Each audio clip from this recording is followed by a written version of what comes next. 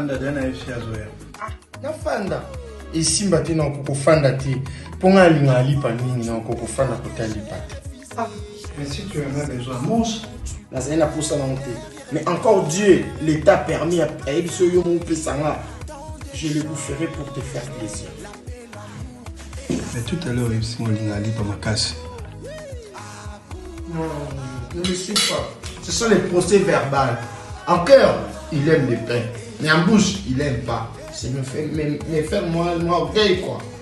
En fait, il y en a là, boy, ben bon. Comme tu dois y aller à Diopési, n'allez pas dans le bon, mais je sais. On va la tchèque. Joka. On va bien en anglais bordel. On est la tchèque, on a un camarade à Magani. Il fait grand bordel. Mais Abimana, tonton l'or. Abimana, bête, tonton l'or. Tonton l'or, on peut te protéger. On voit. On est bon, comment on a pu faire Sida. Tonton l'or a un Sida. Ça fait 10 mois. 10 jours. 9 mois. Tonton l'or a un Sida. Comment on a Magali si qui va traiter et ici si va bonglion.